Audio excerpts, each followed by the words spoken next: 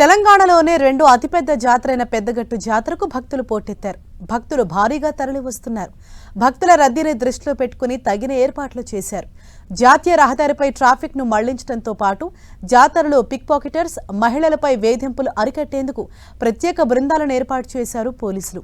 CC కెమెరాలతో పరిస్థితిని ఎప్పటికప్పుడు సమీక్షిస్తున్నామంటున్న సూర్యాపేట ఎస్పీ సన్ప్రీత్ సింగ్తో మా ప్రతినిధి చంద్రశేఖర్ ఫేస్ టు ఫేస్. తెలంగాణలోనే రెండవ అతిపెద్ద జాతర అయినటువంటి లింగమంతల జాతర ఈరోజు మూడవ రోజు కొనసాగుతూ ఉంది. ఇప్పటికిటు భక్తుల రద్దీని దృష్టిలో పెట్టుకొని పోలీస్ శాఖ అన్ని ఏర్పాట్లు చేయడం జరిగింది. భక్తులు దాదాపు 25 నుంచి 30 లక్షల మంది భక్తులు వస్తారని చెప్పి అంచనా నేపథ్యంలో ఇటు హైవే పైన కావచ్చు, అదేవిధంగా ఇక్కడ భక్తులకు సంబంధించి కావచ్చు ఎటువంటి ఇబ్బంది తలెత్తకుండా, అదేవిధంగా భక్తులకు సంబంధించిన వస్తువులు కూడా జాగ్రత్త తీసుకునేలా మొత్తం కూడా పోలీస్ శాఖ పూర్తిగా ఏర్పాటు చేయడం జరిగింది.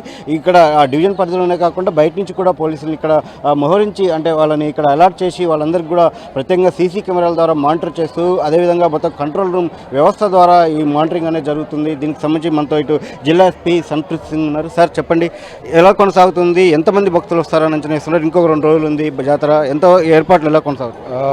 ఇక్కడ జాతర అంతా కూడా పీస్ఫుల్ గా నడుస్తుంది. ఎక్కడ కూడా ఏమి ఇబ్బంది రాలేదు ఇప్పటి వరకు కూడా. ఇంకా కూడా టోటల్ పీస్ఫుల్ గా ఎట్లా ప్రశాంతంగా అయిపోతుందని అట్లా నమ్మకం ఉంది. మాది టోటల్ నిఘా కూడా అన్ని రకరకాలుగా పెట్టినాము. ట్రాఫిక్ కావచ్చు, క్రైమ్ కావచ్చు, షీ టీమ్స్ కావచ్చు, అంతా కూడా ఉంది. సో బందోబస్తు అంతా కూడా ముమ్మరంగా ఉంది. ఎక్కడ కూడా మాకు ఏం ఇష్యూస్ ఏం లేవు. హైవే మీద ట్రాఫిక్ డైవర్షన్ కూడా కొనసాగుతూ ఉంది. అది ఎన్ని రోజుల వరకు కొనసాగే అవకాశం ఉంది? అదేవిధంగా భక్తుల రద్దీ ఇంకా పెరిగే అవకాశం ఉందనుకోవచ్చు. ఇప్పుడు పెరిగే ఛాన్స్ తక్కువ ఉంది. ఎందుకంటే పీక్ డేస్ అయితే ఉన్నాయో 16th, నిన్నటిది 17 ముఖ్యంగా ఉండే పీక్ డే. సో అది అయిపోయింది. సో ఇవాళ సాయంత్రం కొంచెం రద్దీ ఉంటుంది. సో రేపు మేము చూస్తాము. సో రేపు సిచ్యువేషన్ బట్టి దానికి హైవేగా డెసిజన్ తీసుకుంటాము. ఇప్పటివరకు దాదాపు 5 lakhs వరకు విజిట్ చేశారు ఆల్రెడీ. సో చూస్తాము. లోకల్ వాళ్ళు కూడా మళ్ళీ కూడా వస్తూ ఉన్నారు. సో సిచ్యువేషన్ బట్టి డెసిజన్ తీసుకుంటాం. జాతర ప్రదేశం కావచ్చు, ముందు ట్రాఫిక్ కావచ్చు, హైవే మీద కావచ్చు, ఓవరాల్గా ఈ దురాజపల్లి జాతర ఎఫెక్ట్లో నేపథ్యంలో ఎంతమంది పోలీస్ పర్సనల్ డ్యూటీలో ఉన్నారు? ఇక్కడ దాదాపు 2000 వరకు మనం పెట్టినాము.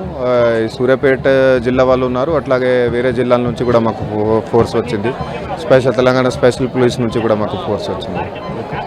మొత్తానికి మాత్రం చూడవచ్చు, జాతరను ప్రశాంతంగా నిర్వహించేందుకు మొత్తం 2000 పైగా అదనపు బలగాల్ని ఏర్పాటు చేసి ఎటువంటి ఇబ్బంది తలెత్తకుండా పటిష్టమైన బందోబస్తు నడుమ జాతర నిర్వహించేలా ఏర్పాటు చేశారు. అయితే దీనికి సంబంధించి ఇప్పటికీ ఇటు దాదాపు 3 రోజులు ముగిసింది. దురాజపల్లి జాతర నుంచి కెమెరా పర్సన్ వెంకన్నతో చంద్రశేఖర్, 10 TV, సూర్యాపేట జిల్లా.